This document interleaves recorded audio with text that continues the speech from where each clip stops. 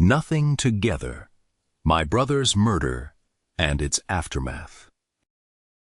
Mardi Gras in June. That was what the noise outside the window sounded like. A celebratory spray of firecrackers. A tack, tack, tack, tack, tack, tack midnight burst of joy. It was a new twist in a long night. The evening had begun at a movie theater in Santa Monica, California. For the life of me, I can't recall which so bad it's almost transfixing early 90s screwballer we'd seen. I do remember the film's apparent message: bodily fluids are hilarious. Elastic, spastic faces, and groin shots. Fluids for days. Evangeline doesn't remember much about it either. Evangeline, Yvonne. She had the name of a country music singer and a lifelike country songs. Her dad and stepmom were splitting up. She lived with her dad in a dark, dusty apartment. The bathroom cabinets were packed with pills. We made out on top of her unfolded laundry. As we left the movie theater, I was pretty damn psyched. I'd grown up in Baltimore, a million miles east, give or take. Barely 21, I'd been set loose in the land of endless summer and legs. I was ready. For what, I couldn't really say, except it was going to be sweet. Maybe I'd be in a band, or maybe those method acting classes with the teacher with 3 names would pay off, big time. So much was possible. My brother Asha had said so. He'd called me after my freshman year at NYU, when it was clear I couldn't afford to go back there. Move to LA, he said from where he was living in Northern California.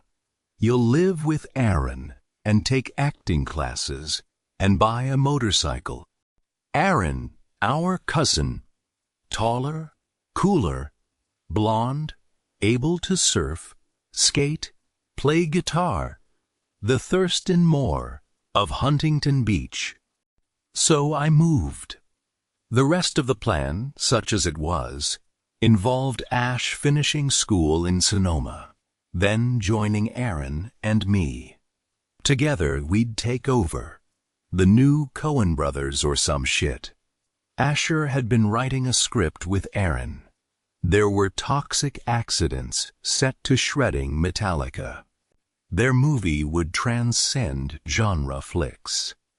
2 weeks before that June night, Asher had finally moved, joining me and Aaron in our cramped ground-floor 1-bedroom. The plan was happening. Life. Dayinu. But there was more. Evanai, this amazing heart killer, liked me for some reason. She was a California girl, but better, flaky, opaque, sexually at ease. Hazel green eyes that were kind, not cunning. Hair the color of molasses.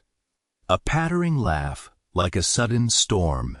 That night, she wore a sheer black blouse, her dad's 70s leather jacket, and deep blue, low-rise velvet pants.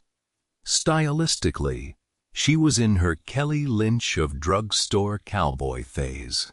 And me, I was trapped in a confused amalgam of John Fonte and the Beastie Boys.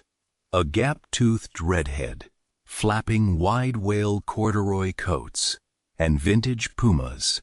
When my girlie shakes her head, she sure gets funky, invincible. Sure, kiddo. My brother and Aaron were off somewhere else that night, working on the script. After the movie, Yvonne and I decided to head back to the apartment. We held hands as we walked toward the sun-roofed rabbit I hadn't yet named. I'd hastily obtained the rabbit when my 66 Dart went from gushing oil to not starting. I had to get to work behind the counter at the new Metropolitan Museum of Art gift shop in the Century City Mall. The tape deck worked? Done. To hell with the mechanic checking out the whole car. I was not very good at Los Angeles. It's on the short walk to the Rabbit that memories jump cut into clearer focus. The night smelled of jasmine and charred taco meat, the smell of L.A., and I remember a feeling, a wobble in my gut, physical, a hollowing out, not nausea, closer to the opposite, like I couldn't get enough air in, and all I could say, once I was behind the wheel, was, I feel weird. Then, at the light, looking past the windshield, but not seeing much, I feel weird, man. I fought it. Denied it. Look at this rad girl. Look at the swollen moon through the sunroof. Moon roof.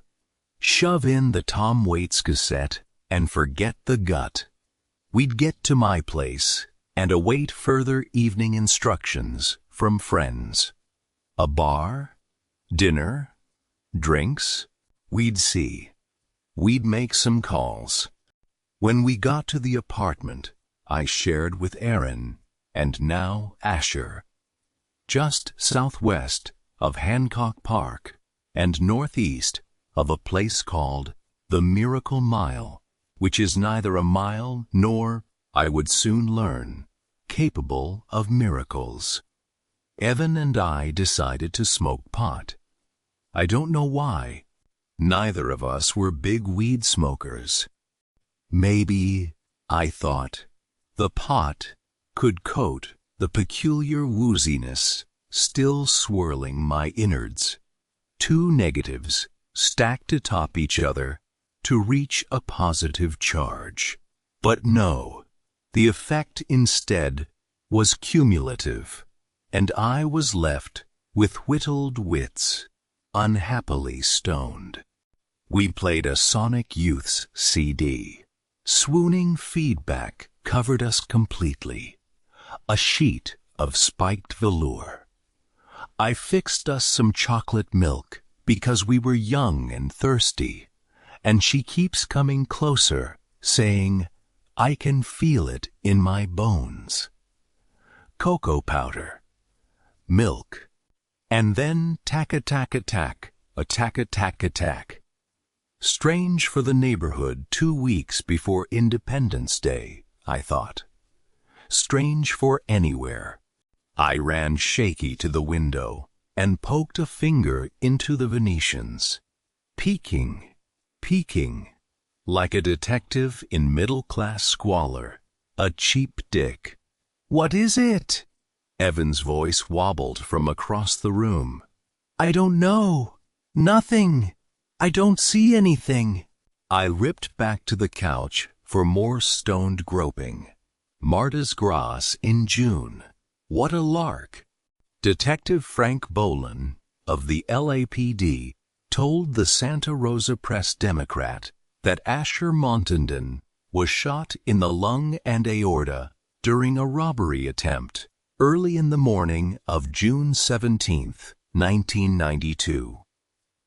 The paper reported that my brother and Aaron were double-parked and looking for a parking space when a man ran up and said he was being robbed.